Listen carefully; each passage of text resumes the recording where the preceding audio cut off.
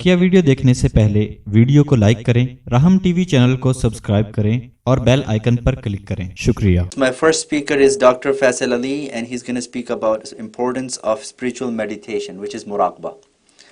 Dr. Faisal. Assalamu alaikum wa rahmatullahi wa barakatuh. I welcome you all in Tazkiya workshop being held in New York City. Alhamdulillah, Allah has given us a new opportunity to gather together and reflect upon ourselves, which is going to be my topic today. My topic concerns about Muraqaba, which we call in Arabic or Urdu. The English equivalent could be contemplation, meditation, introspection, or some other related words. But our focus will be on not the psychological contemplation, but the religious contemplation, which is firmly grounded in the groundwork and the teachings of Rasulullah sallallahu alaihi wasallam.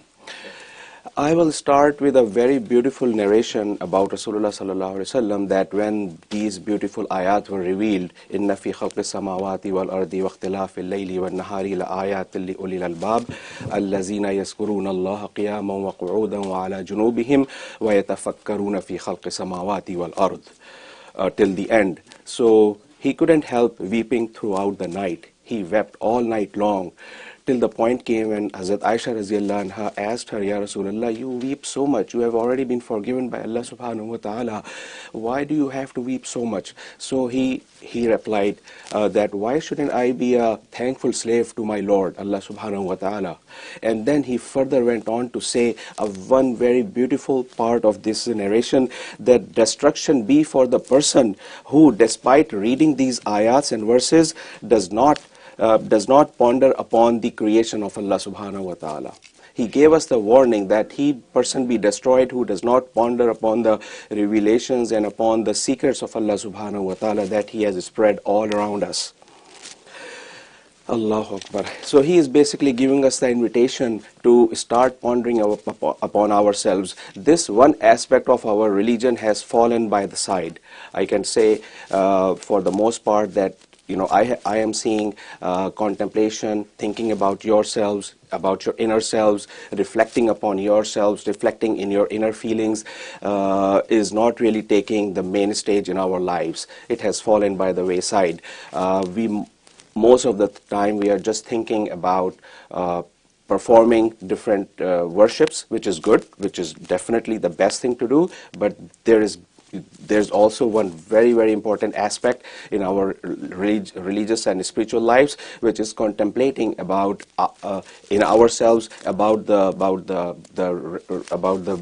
bounties, virtues, and the rahmat of Allah subhanahu wa ta'ala, and what He wants from us. Even in this very advanced and modern age, and the so-called most successful people have also concluded, and they have also reached at the point where they are starting to think, why are we here for? What we want to do? What should we do? This is the new mantra that has established among all the most successful people.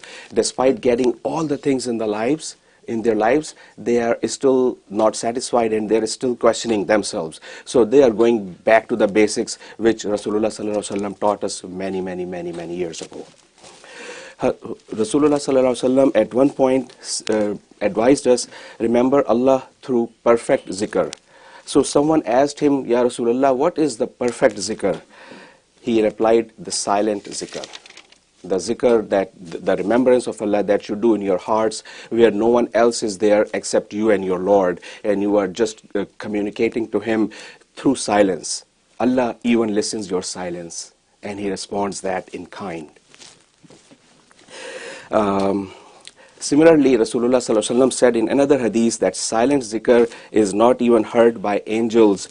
That is not even heard by angels is rewarded 70 times over.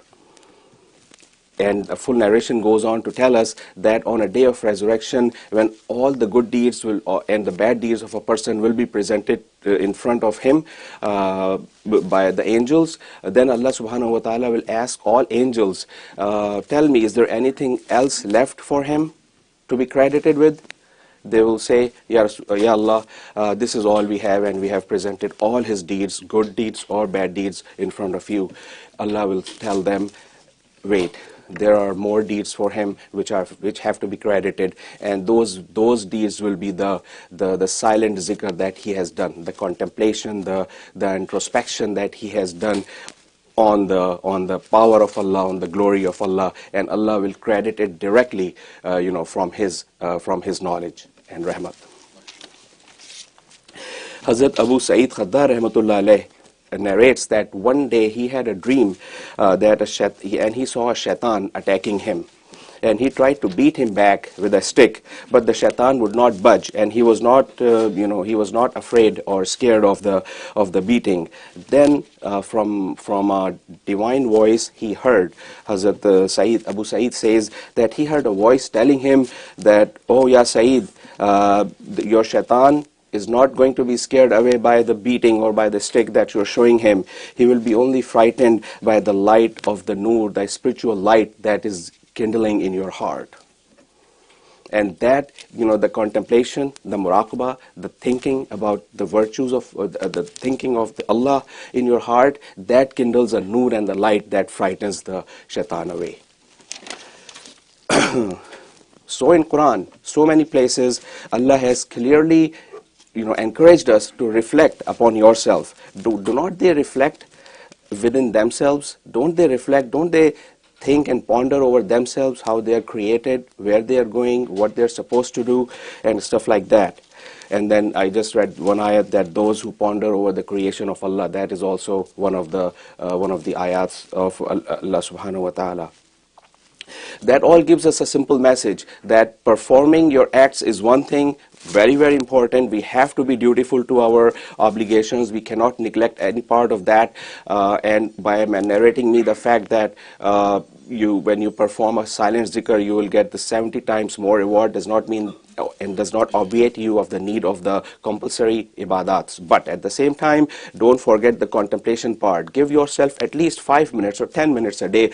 Just think over the glory of Allah subhanahu wa ta'ala. Think of His bounties upon you. Think of His rahmat upon you. Think of what is supposed of me to do to please Allah subhanahu wa ta'ala. And there are many other things that are coming in our discussion inshallah soon that will guide us how we should start contemplating about ourselves. So Rasulullah sallallahu alaihi wasallam used to be in a state of constant contemplation. Even before he started the journey of spreading Islam, he used to go in the Mount of Hira, we all know, right? And he would spend hours and hours on end to just contemplate, in the light of the teachings of Hazrat Ibrahim alayhi salam, and he would only contemplate the bounties and the religion and the religious aspect and Allah subhanahu wa ta'ala and His vastness and everything. So basically Allah subhanahu wa ta'ala was preparing him for a very big task, and that was the prologue, or that was the preface for him to get himself prepared and ready for a very big task ahead of him. In the interest of time, I will keep it short.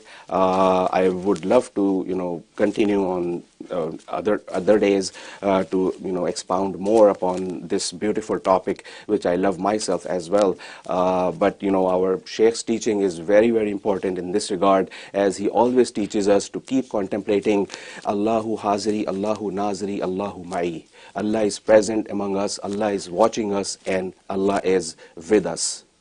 With this message, I will conclude here, but the message is simple, that please, wherever you are, whatever you are doing, you can at least in your mind think that Allah is with me, Allah is watching me, and Allah is present with me.